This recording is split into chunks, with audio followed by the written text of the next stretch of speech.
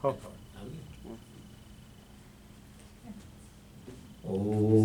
Vishwam Darpana Drishyamana Nagari Tulyan Nijantargatam Pashyannatmani Mayaya Bahiribhutbhutai Yatha Nidraya Yasakshat Kurute Parbodha Samaye Swatmanamevadvayam Tasmai Shri Guru Murtaye Namahidam Shri Dakshinamurtaye Bijasyantarivangkuro Jagadidam Prangnirvikalpam Punaha Maya Kalpita Deshakalakarana Vaichitra Chitri Kritam Maya Viva Vijrumbhayatya Vimaha Yogi Vayasvechaya Tasmai Shri Guru Murtaye Namidam Shri Dakshinamurtaye Tasmai Shri Guru Murtaye Namidam Shri Dakshinamurtaye Om Sahana Bhavatu Sahanau Bhunaktu Sahaviryam Karavavahai Tejasvinavadhitamastu ma vidvishavahai Om Shanti Shanti Shanti Sadashiva Samarambham Shankaracharya Madhyamam Asmadacharya Paryantam Vande Guru Paramparam Om.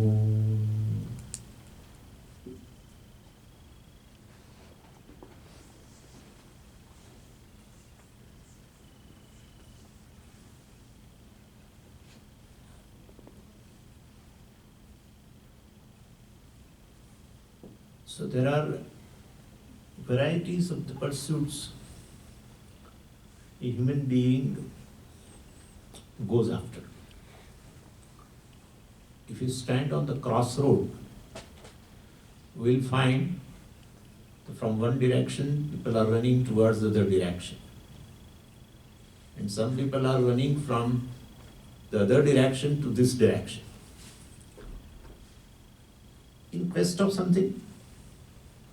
So people are running east to west and west to east and north to south, south to north. So person is having some pursuit in the west. Other person living in the west has some pursuit in east. Just opposite. Seems that there are varieties of the pursuits human being has. It's not correct. Even though you can enlist in terms of millions of pursuits, goals, ends, but Shastra very wisely divides into four. Very first pursuit is the pursuit of security. A human being acquires certain things by which he or she feels that he is secure or she is secure. And that pursuit of securities are hard cash, stocks, influence, relationships, antics. Antics is not for pleasure, it is. In fact, nobody knows the value. The person who, whatever value he says, we will have to believe. So he says, I have bought this piece, some antique, at this price. So you can account for all unaccounted things by saying, he says that I have purchased at $2 million or something, let's say. Who knows? Value of antique. Other than the one who buys, nobody knows. Antique also is for security. Hard cash, influence, wealth in terms of anything, house, even knowledge is a source of security. If I am working in some organization and I find that if I won't get this knowledge. If I don't do these certain courses, perhaps this organization will not keep me, fire me,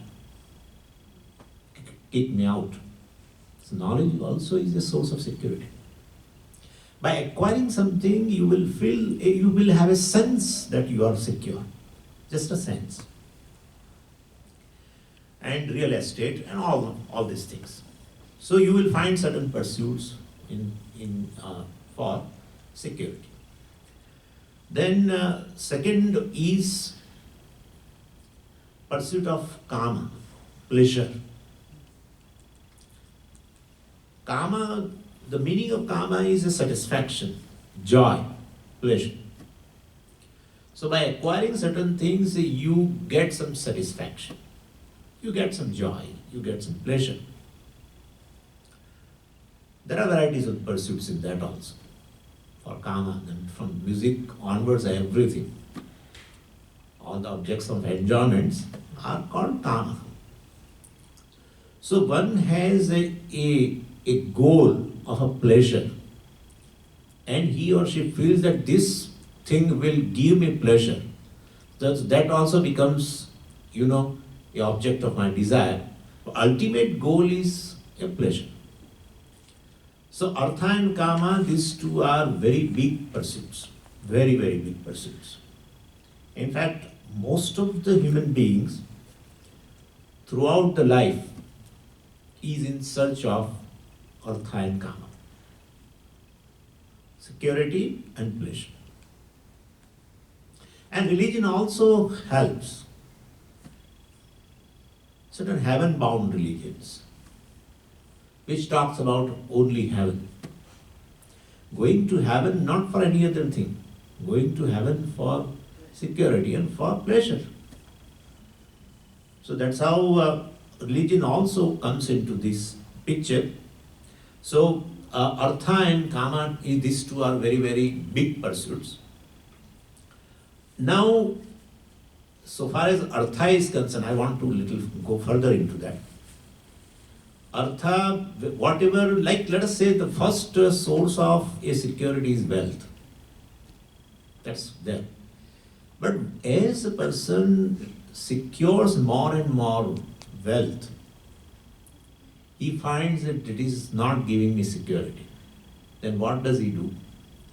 He drops pursuing wealth. Or even if he is pursuing, but now he is not pursuing for security, he goes to something else for security. That's called power.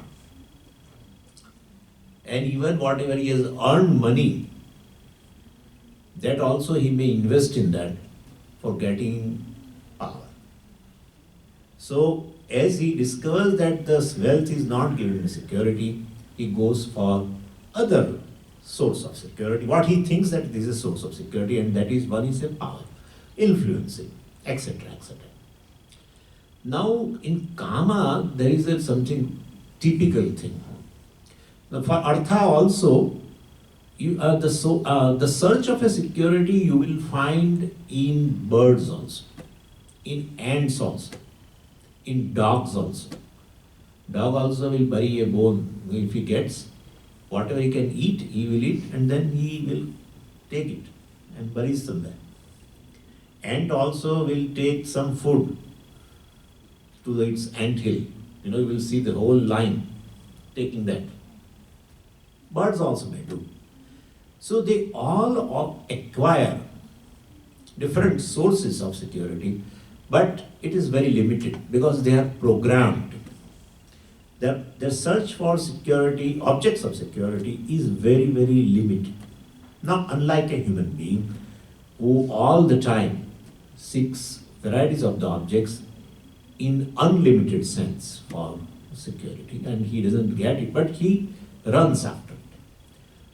Now, in kama, in the pleasure also, this thing is there. Other than human beings, everyone is in search of the pleasure, but to the limited extent. Like whatever the senses has been given to the animals, they, through those senses, they acquire certain objects, what they consider as a source of happiness, they acquire it. They enjoy it and live it. But human being is having a tremendous fancies, and you will find a human being that depending upon its own value structure, personal value structure, and certain fancies or instincts, what he considered today as a source of happiness, tomorrow he says this is not a source of happiness.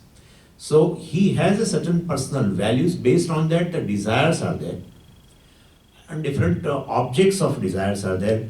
But some of the objects are desirable today, some are not desirable tomorrow, some are not desirable. To some objects he will remain oblivious. I mean, he doesn't care for that. There are certain objects. That's how in human being you always find there is a garage sale. So garage sale means you sell off few things considering this is not desirable for me. And there are people who consider these as a desirable and take it away. And when other fellow puts something on garage sale, this person goes there and finds something desirable, he takes it away and to the home. And it also happens that today what you put in a garage sale, tomorrow you will repent that I should not have put it. You again desire that same object and you look after you look for that object in different garage sales. And you acquire it. And then after some time, again you put the same object in a garage sale. Now you don't require. These are all personal values. All our desires for different objects for pleasure are based on personal value structure, which is nothing but more instinctive. It's just an instinct. It's unlike, our animals in other. They don't have this kind of thing. So that's how the human being is always in search of happiness, different objects of happiness. He is always in search of, because his personal value structure keeps changing. Today what he says is desirable, tomorrow he says it is undesirable, or he is just udasina. He doesn't feel that I require these things. Anyway, so there are two main pursued by most of the human beings, artha and kama. Nothing more to talk about this because everyone has experienced this. Other than that, there are two more pursuits. Third is a dharma pursuit, which I would like to talk about. And dharma pursuit is in no culture you will find this pursuit. In no culture, in no religion we find this. No tradition talks about dharma as a pursuit. Dharma does not mean here punyam, because punyam, whatever we earn, if we are going to utilize it, if it is meant for pleasure or security, it is nothing but artha and kama only. So we are not talking about that. Ordinarily, dharma means punyam. We feel so, but it is in this, what I am going to talk about, it is not so. And in our tradition, artha and kama is preceded by dharma. Dharma is the main pursuit one has to have in life. Then only pursue artha kama. There is a reason for that, which I will tell you. So it is a purushartha thing to be really pursued in life, to be valued, to be gained for some advantages. And in scriptures, Bhagavad Gita talks about this pursuit, dharma pursuit. And of course, Bhagavad Gita has a source in Veda, and therefore Veda also talks about. What happens is a human being has a freedom. Totally he has a freedom to choose. And he is also fully conscious of himself. Totally self-conscious. And so when he is a self-conscious totally, and a total freedom results into a varieties of the self-judgments. He has a varieties of the self-judgments, and Shastra says the person is always born with the ignorance of the self, And therefore, whatever judgments are there for the self, they are definitely self-confusions only. This is a big thing. So whatever you know about yourself, that's not a reality. That's what the Shastra says. Because the self-ignorance is that one is born with a capital of ignorance. One is born with the capital of ignorance. And therefore, when there is ignorance, and ignorance of the world, ignorance of the self, both. And therefore, you are self-conscious, totally. So self-conscious that he keeps improving himself all the time. That shows that he is conscious of himself. All the errors or whatever it may be. At all the levels. At the body level, at the intellect level, at the level of senses, at the level of ignorance, at the level of memory, at the level of emotions. So these are the various levels of personality, levels of a self, let us say. And he is totally aware of it. And so if I find certain limitations, and he keeps improving and improving and improving. And also he improves the situations outside also, being self-conscious. So this is how a self-conscious being, and having the freedom also to choose. And therefore he has a varieties of the self-judgments which are nothing but self-confusions only because of self-ignorance. They are not true self-judgments. And therefore these self-confusions are there. And moreover in this, but the very big advantage is the person is having, a human being is having unlimited desiring ability, unlimited jnana shakti, desire to know, unlimited knowledge, ability to know. And so he knows in Brahmand, also in this universe, he knows varieties of the things. But his ability to function is limited. His Ichha Shakti, desiring ability, is infinite. He can desire moon. Anything he can desire, and he desires lots of things he desires, and he tries to acquire also. That's how he progresses. So Ichha Shakti is unlimited, Jnana Shakti is unlimited, Kriya Shakti is limited. Because he is going to use the body, senses, etc., mind, which is nothing, which is very, very limited.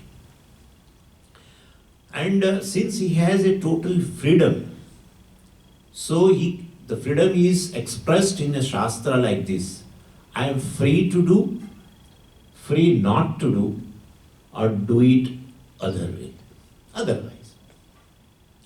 Like, I can talk to you, I need not talk to you, or I can talk to you differently. And this freedom is there, total freedom is there, makes him very, very responsible person. Where there is a freedom, there is a responsibility also. And therefore, it reminds responsibility he has. So freedom, his freedom is such that over the choices, he has no choice. Over the choices, he has no choice, that much freedom he has. I will tell you an example. Let us say a talking, let us say.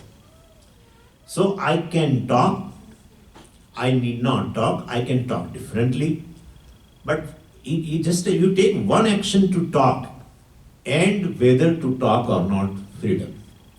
How to talk, freedom. When to talk, freedom. Where to talk, freedom. So much of freedom.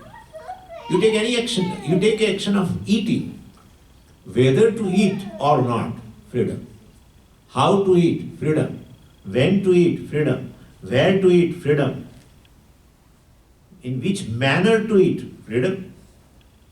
So much of freedom. And with all these things, he has no choice that he has to choose this way only. No, that's how I say it is absolute freedom.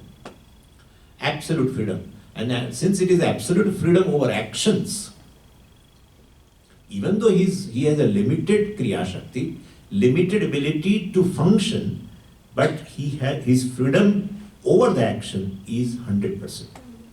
And that gives him his responsibility of not talking, not about talking, but not to talk. Right? When you can talk, And still there is, you can follow what I am saying. So you can talk, you don't have any restriction, then the responsibility is freedom over not to talk also. And that is called dharma. Because in your talking you can hurt a person.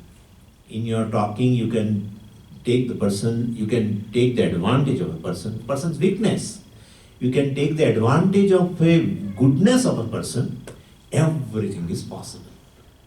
And therefore, since a single action called to talk, you have a full freedom that gives you a responsibility that under so and so circumstances, you should not hurt others, etc. You should not take advantage of others, etc.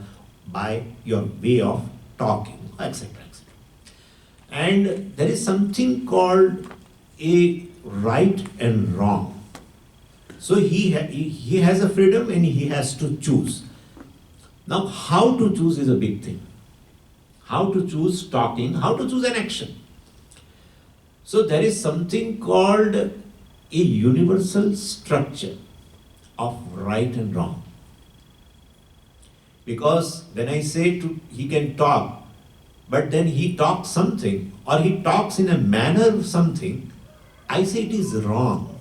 If I say that, not me, other human being, third human being, fourth human being, fifth human being, American, Indian, everyone says, no, this is not the way to talk. Means there is something called right and wrong universally. And that structure is available to the human being since he has a freedom, total freedom over the action of talking. And where is it? It's right there where there is a choice. Right there. So human being has a choice here, intellect, before he starts anything, doing an action, and on the other side, that structure also is given to him. It's like, the two sides of a coin. Where there is a choice, there is a responsibility of choosing right. And therefore, everyone knows in his heart that this is not the way to talk. He talked out of pressure, that's a different thing. But he knows, even without consulting anybody. And other also knows that he has not talked properly. The one who has talked in a wrong way, he knows it is wrong, and everyone says it is wrong. Therefore, in everyone's intellect, this structure, universal structure of right and wrong is there. If it is not there, where there is a freedom, total freedom over action, and if responsibility is not there, or such structure is not there, then it will be a defect in the creation. It will be a defect. Like, some car manufacturer, manufactures a very beautiful car, and there is a steering wheel and everything, but no brakes. Then no one buys this. So the steering wheel indicates you can go this way, straight, everything. That's a freedom. But at the same time, the brakes are right given there. That's a responsibility. So the universal structure is a structure which is called dharma. Now, so depending upon the end in view, this right and wrong, the universal structure of a right and wrong, is interpreted. It is universal, means it is called samanya. But in a given situation, what we call right and wrong should be interpreted. I will give you an example. Like a doctor is there. Now let us, before that I will just say one more thing. Not hurting others is a right thing, okay? Even if you ask the other person, even if you ask a criminal who hurts others physically, if you ask him, is it a right action? He may try to justify, but in his heart he knows it is not right. And that's how he will try to save himself and his family also. right? And therefore, hurting others is a wrong action. It's an universal structure, wrong for all the human beings. Everyone knows it also. Our non-hurting is a good thing. Through your speech, through your mind. In your mind also you don't hurt anybody. Through your speech you don't hurt anybody. Or physically you don't hurt anybody. That's a correct thing. But depending upon the end in view, even this non-hurting should be interpreted. So there are two people, one is a criminal and one is a doctor. This is our Pujya Swamiji's standard example, very beautiful example. And therefore, both have a knives. And both do hurting to the physical body of other human beings. But what one does, when one hurts, you say it is a wrong action.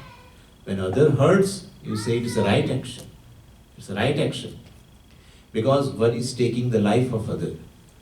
The other is saving the life of the other. Right? Doctor is saving the life of the other. This person is taking the life. Criminal, let us say, criminal is taking the life of the other. Therefore, depending upon the end in view, if the end is to save a life, then hurting others means doing operating, etc. It's also nothing but a hurting. Lots of blood come out and whatnot. Still, it is considered the right action. So always this universal structure of dharma, right and wrong, should be interpreted keeping the end in view through that action. Therefore, that's called Vishesha. Vishesha means it should be interpreted properly. And a human being, since he has a freedom, his capacity to conform to this universal structure of right and wrong, and also that's called Samanyam, and also to conform, capacity to conform to even Vishesha Dharma is a Purushartha for a human being. In every situation, he has a freedom to act, and therefore he should choose. His choice should be based on that universal structure. That is the thing. What advantage? Because what advantage would be there? Because dharma is a Purushartha, you say. So if it is a Purushartha, then Purushaihi Arthyate. It should be desired by the human beings. Why should he desire? What is going to gain out of this? He is going to have a big gain. Very big gain. Very, very big gain. That's how it becomes a Purushartha, otherwise not. When you conform to the universal structure, which is not right there, which is there in the intellect itself, then you are in harmony with yourself. You are in harmony with yourself. Everyone loves harmony. Everyone loves harmony. But why do we don't, follow, or why don't we choose from the structure, universal structure? Because there are two enemies which does not allow them. And enemies also are sitting there inside. They are nothing but likes and dislikes. Likes and dislikes are there in the person, does not allow to choose from the universal structure. They say your choice of doing should be based on us. So what we desire to do is not based on universal structure, but it is based on likes and dislikes. And that is why person doesn't have a capacity to conform to universal structure. And big thing is, since it is right there in your head, in the intellect, this capacity to conform, it's there. And you have a value for it also. And so when you don't conform to that, in your own eyes, you fall down. When you have a value for something and you can't follow it, you can't cope up to gain that, there will be self-condemnation. I will talk about that. There will be big self-condemnation. But how do you say that we value this universal structure? We value it. Everyone knows it. Who does not love truth? Show me. Who does not? I may not speak truth, but all others should speak truth to me is very clear to me. I may not cheat others, but no one should cheat me is very clear to me. All my relationship based on this, my value of this universal structure. If a person tries to cheat, you won't talk to him. If a person keeps on telling lie to you, either you will tell on his face that you stop this if you want our relationship to continue, or if he doesn't listen to you, you will stop relation with the person. That shows you have a value for truth, you have a value for non-cheating. If anybody tries to hurt you, you will not, even by words, or even by mind. You feel that the person in his mind is hurting me, is rebuking me or whatever. You will not like it. So universal structure is something you have a value, and you are born with the value. You are born. No university or no schools have taught you should love truth. Even if they say, that is in conformity with what the value you already have. Dharma Shastra always codifies the value structure which you have. That's called Dharma Shastra. And therefore, this is the thing. But when you when you start trying to conform to the value structure, this universal value structure, you find not harmony. You find a great disharmony. Tremendous conflict. Everyone should speak truth to you. And when it comes to you, and you have a choice, you are as a human being, and you have to choose to speak truth, you find not harmony, you find conflict, tremendous conflict. Why? Because those two enemies do not allow you. Do not allow you. And therefore they always say, religion is a religion, business is a business. You should not be mixed together. The person is not speaking, person's likes and dislikes is speaking that. So even though he has a value, but initially it happens that he has to go against his likes and dislikes and try to conform to the universal structure. At that time there is a struggle, initial struggle. But once you start, choosing your actions based on the universal structure rather than from your likes and dislikes, definitely you become a spontaneous person. What you like, you do. What is supposed to be done, you like. What is not supposed to be done, you don't like. You become a spontaneous person. Right? You become a spontaneous person. That is the goal of dharma. It makes you a spontaneous person, because generally what is there is what I'm supposed to do, I don't like. I give you one more example. I should get up as a seeker I should get up early morning 4 o'clock. Right? That is, I'm supposed to do, let us say. And it is true. Literally speaking, it is true. If person wants a greatest benefit, then he should pray early morning. That has been told in the Shastra. It has been told. And this person came to know, and so he decided, and he puts an alarm also of 4 o'clock that Swami Koi, somebody came from Pennsylvania, and he talked that we should get up early in the morning and pray to the Lord. It gives a lot of advantage and all that. That's correct. Okay. And 4 o'clock alarm rings, and you shut it down, or you put it on snooze, and snooze also is for this purpose only. Then you get up at 7 o'clock, you will have a guilt. You will have a guilt. Definitely will have. Because what value was there, you yourself are not able to conform to that value.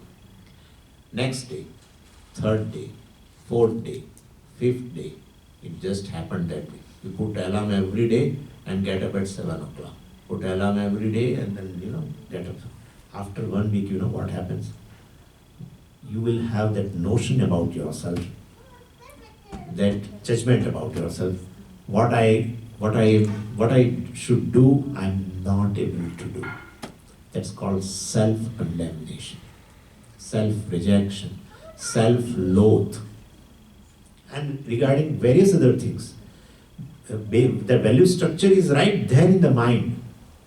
But because of certain likes and dislikes, you choose from your likes and dislikes and not conform to the universal structure. And that is how a split occurs in your mind. What value you have, you are born with, you yourself are not able to conform to. And you cannot erase the value of truth or value of non-violence or value of not injury others or value of forgiveness. You can't erase from your mind. You want everyone else to forgive you, but you don't want to forgive anybody. That creates a split.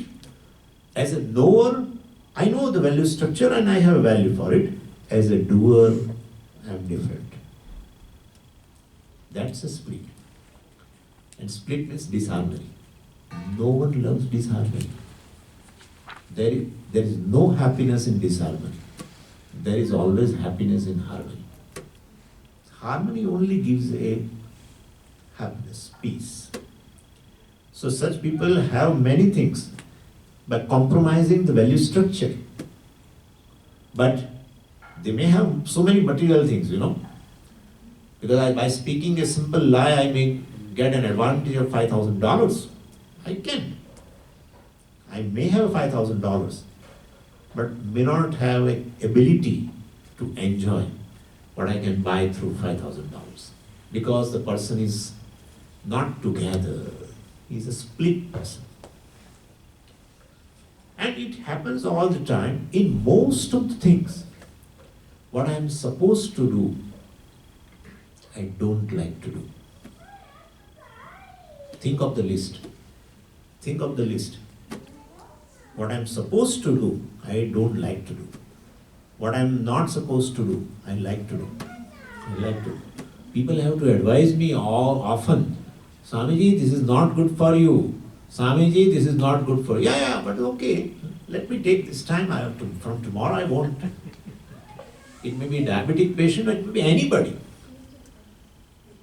And so, always there is this kind of a split. And therefore, to overcome that, you go beyond your likes and dislikes and conform to the universal structure. Even I will give you an example of a laundry. Just an example. Don't think other way. Or clearing certain files every day in office. Let us say doing certain work in office. When you start from the home, you have decided this much of work I will finish today. This much of work I will finish today. And when you in the evening, when you are returning and you are not able to do that work, there is always a guilt. The files are not sitting in the desk in the office. Files are all the time there in the heart. Laundry also. It's same thing. I have to do laundry. I have to do laundry. I have to do it. No. I have to do laundry. Do it. No. I have to do laundry. I have to do laundry. I have to do laundry. And one Sunday comes and does laundry. He's sweating now. He or she, whatever, sweating. But somehow there is a big satisfaction. Generally, we know the satisfaction, pleasure, joy arises when you enjoy something, not when you do something, when you toil, right? But by toiling, but by putting a lot of efforts, you get satisfaction. That is what it is. What you are supposed to do and you do gives satisfaction. That's the goal of life. You will like yourself. When you are supposed to do and if you are able to do, you like yourself. Tremendous self-love. that only translates into what you have, you will share. What you have, you will share. If you reject yourself, you reject others. If you love yourself, you love others. And so, a person who is having this dharma in life, a dharmika person, is lovable by all. Everyone loves him because there is no fear that he will cheat me. There is no fear that he will hurt me. Right? There is all the time comfort. He is going to forgive me. People know for sure, especially from Swamis. But whatever we speak, they are going to forgive. So you like Swamis. Just an example. We should know what we love. The one who follows dharma you love. That's what it means. That's what it means. No one likes self-judgment. No one likes judgment. If you come to meet me and I stare at you from the bottom to the top like that, and then I ask you certain questions by which you realize that this Swami is trying to judge me, you won't come again. You won't come again. Dharmika person is the person who has a pursuit or who has followed dharma, who is always has a capacity to conform, to choose, conform to the universal structure, let us say. Or he always chooses an action from the universal structure, but not from his likes and dislikes. Definitely, that person is a religious person. He is a person who doesn't have self-loathe. Because what value structure he has, universal structure, which is, he has a value for it, and he is able to conform to it. So there is a great harmony. And that great harmony is manifested in terms of a joy in life, satisfaction in life, without enjoying the objects. I have never talked about enjoying the objects. So artha and kama are the pursuits. Kama is a pursuit where you enjoy the objects and where you come in contact with the objects and get enjoyment. Dharma is a purushartha whereby you conform to the value structure, universal structure, and you get joy. Which joy is better? You decide. Which is better? Then you decide. Which is more independent? You decide. So dharma is a very, very big purushartha. I will talk something about this judgment also. What happens is, even though there is something called right and wrong universally, suppose a person is a human being and he has a freedom and he chooses his action based on likes and dislikes, but not from the universal structure. We call him adharmika, right? Because he compromises the value structure. Even though this dharmika person will not call him, he is a bad person. He won't say. There is nothing called good or bad person. His particular action is right or wrong. Yes, that's correct. But person is totally blamed as a good or bad. That kind of a judgment is not there. So far as this dharmika person is there, he will always say that he has chosen an action which is not in keeping with the universal structure. It is not in keeping with the universal structure. I mean, he has compromised the universal structure, he has done a dharma, etc. He may say that his action was a dharmika. He won't say he is a bad person. So such judgments are not there in a dharmika person.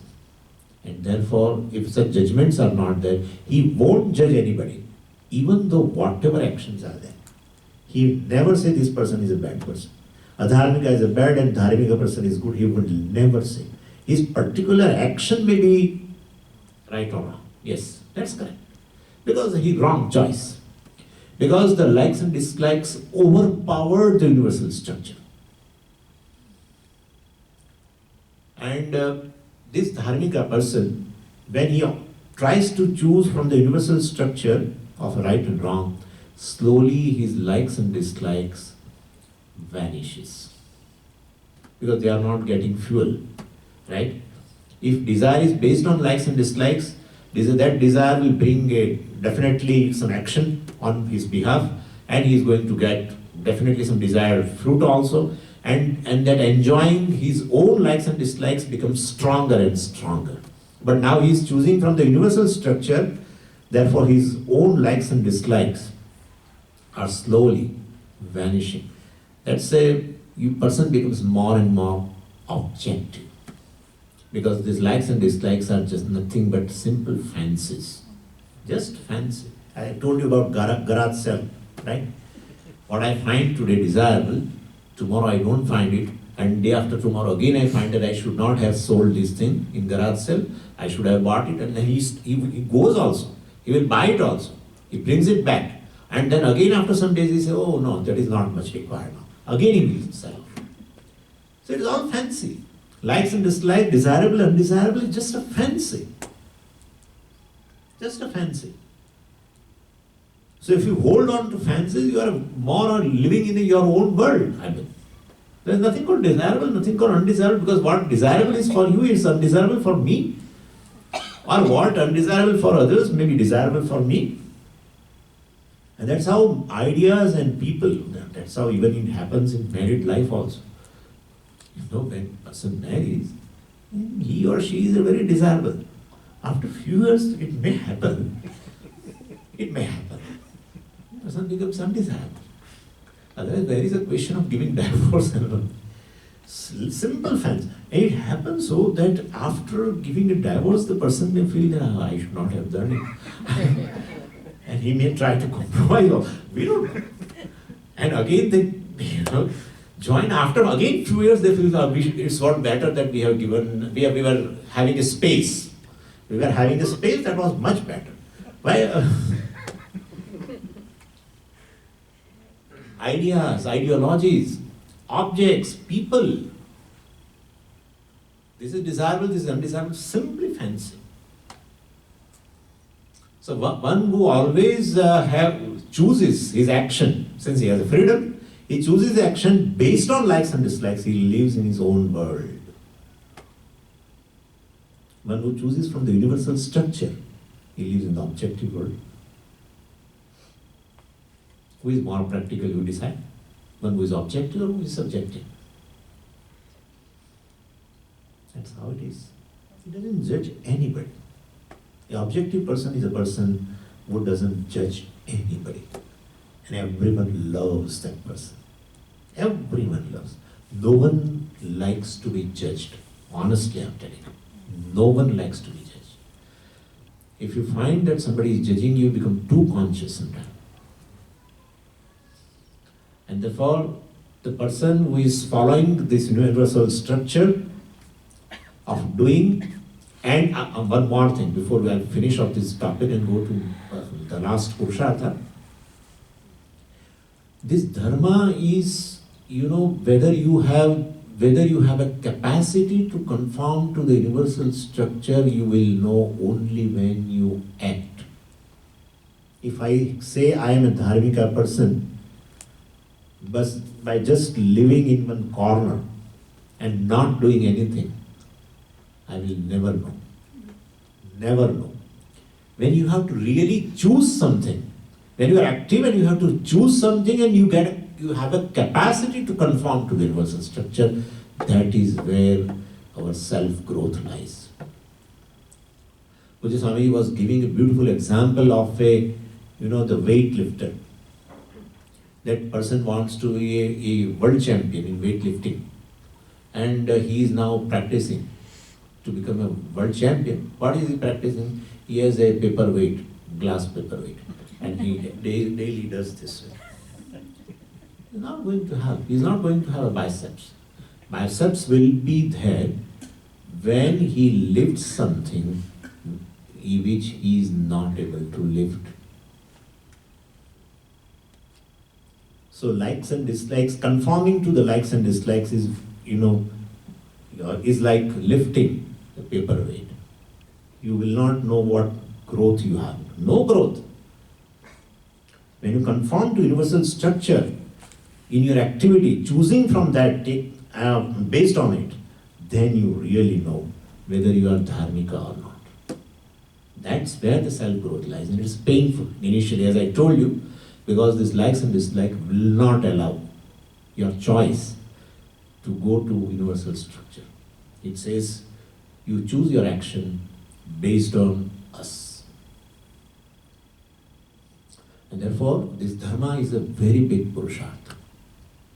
Artha and kama is considered as a success in a material world. Dharma is a measuring rod of a success in a spiritual world. This is where the spirituality begins. When you have a capacity to conform to universal structure, that is where spirituality begins. Relatively, this person is happy with himself. Relatively, he is accepting his limitations, whatever it is.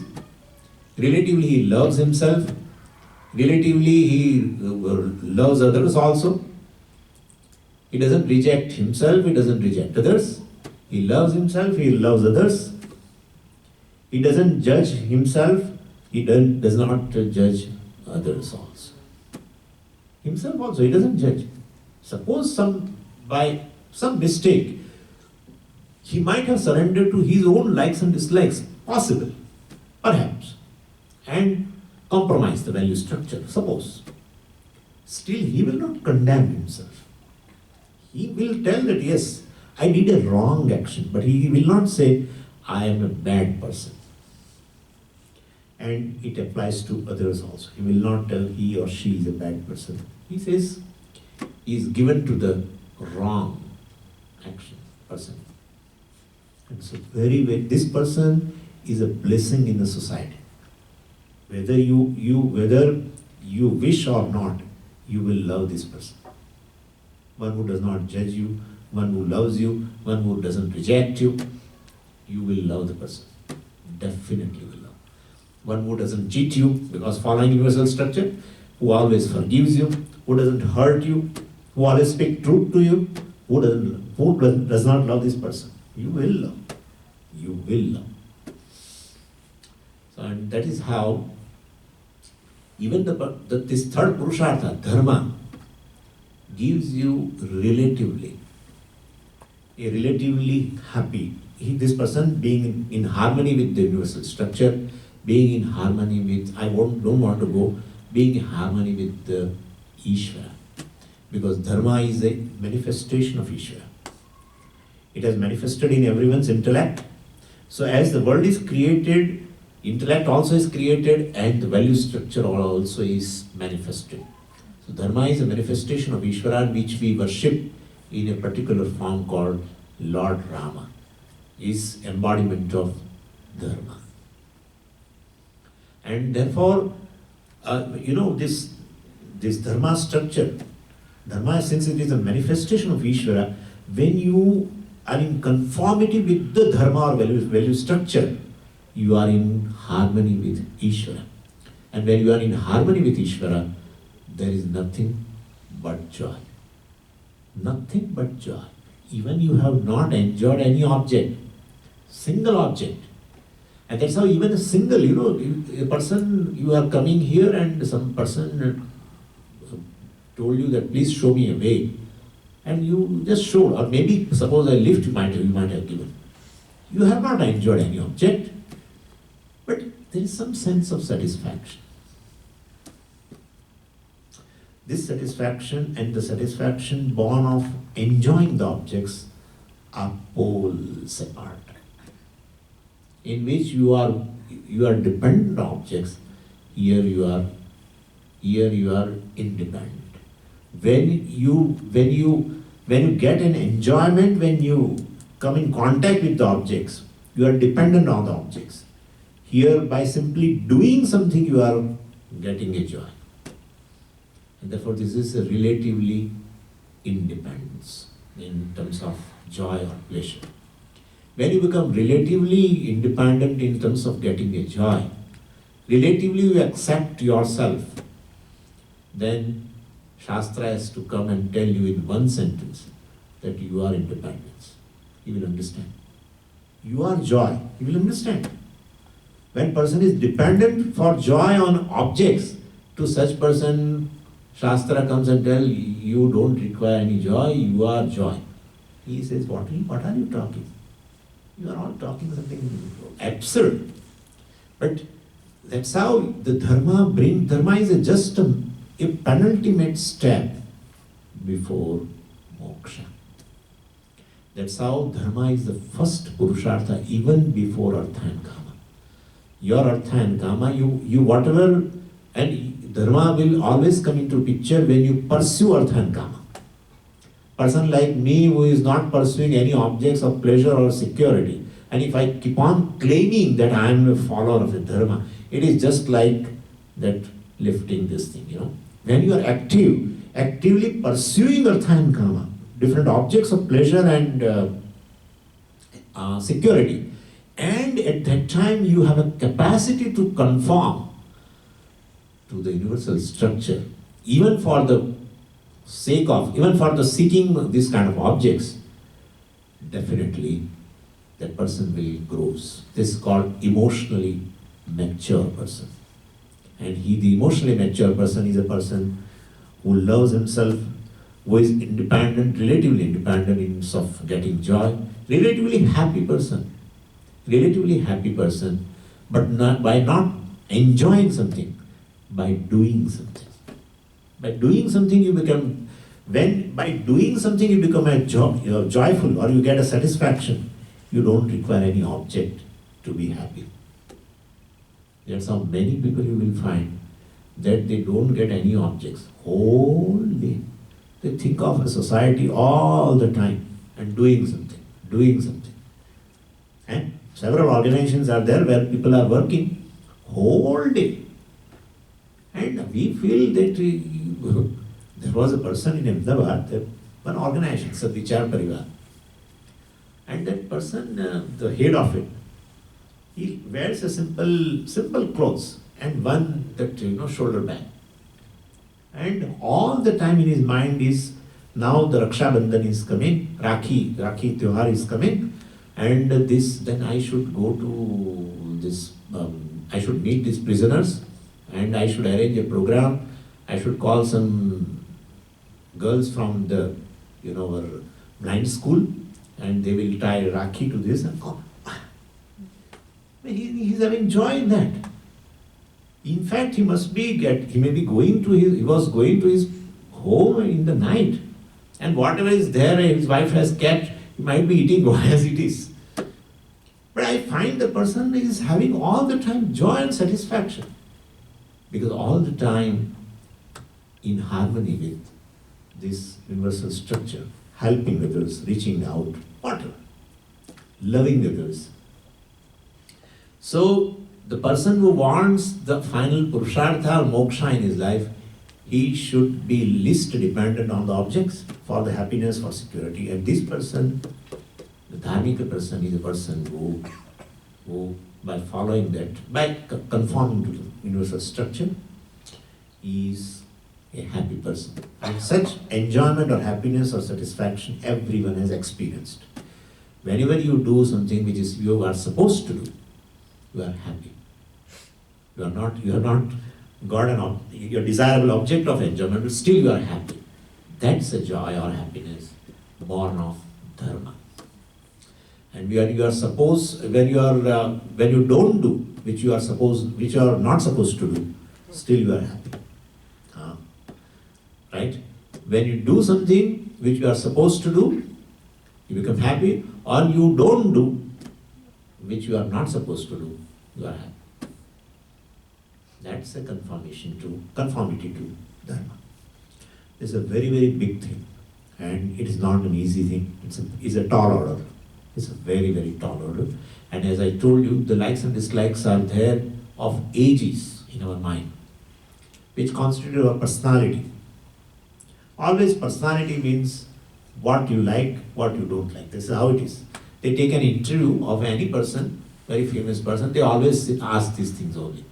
What do you like and what you don't like? What do you like and what you don't like?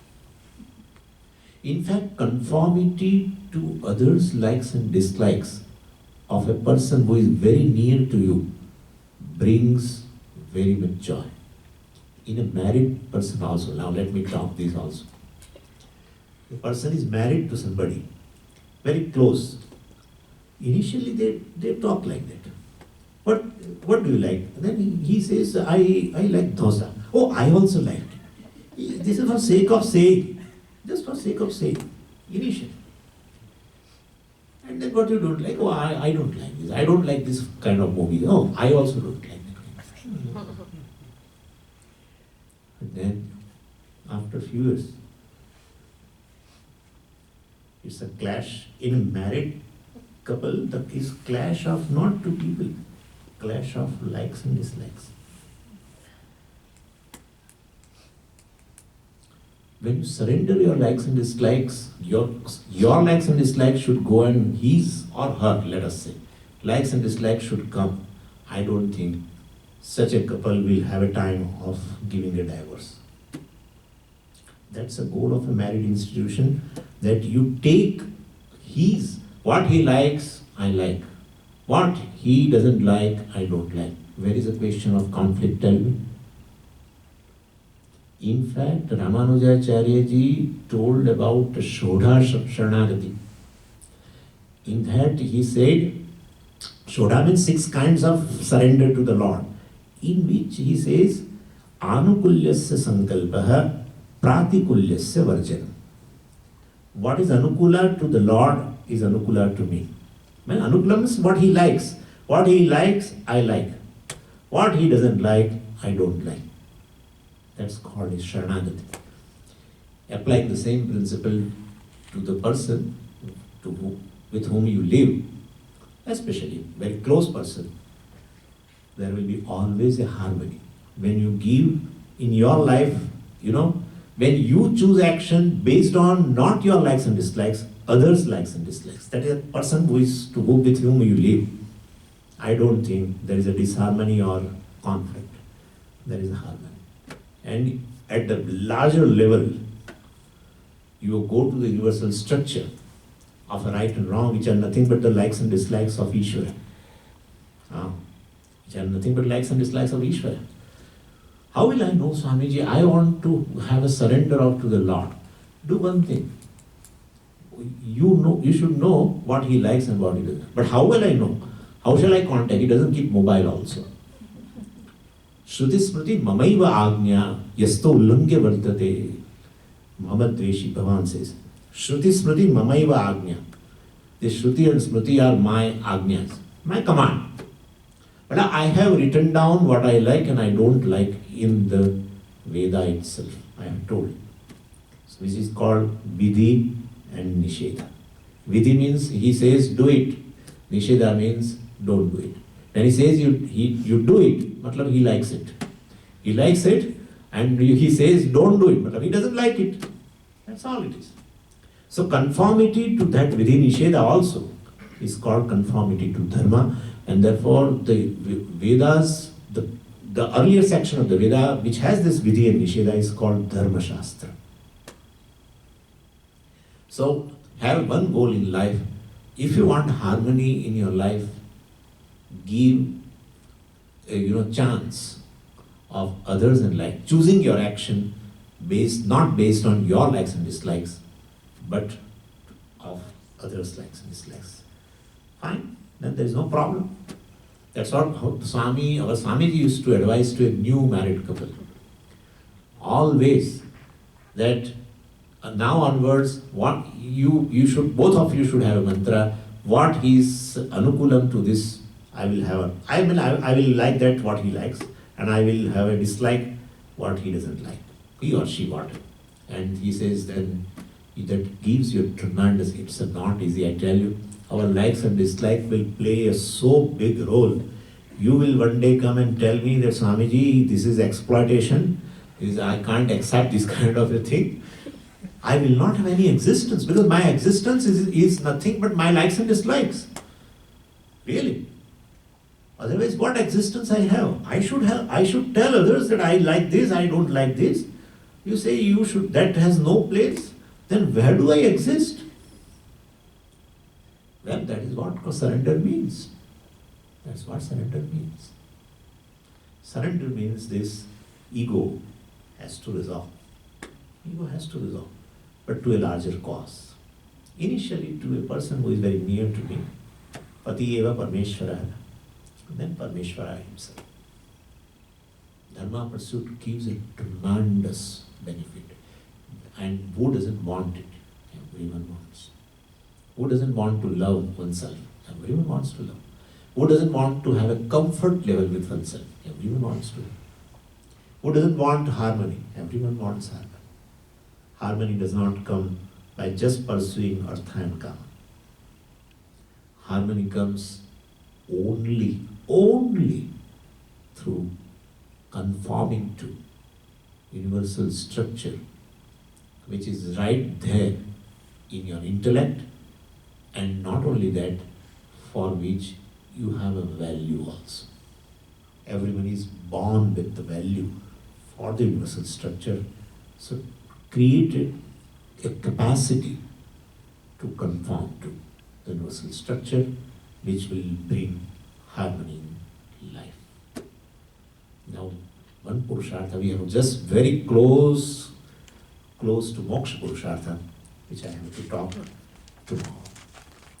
Om Purnamadah Purnamidam Purnat Purnamudachyate Purnasya Purnamadaya Purnamevavashishyate.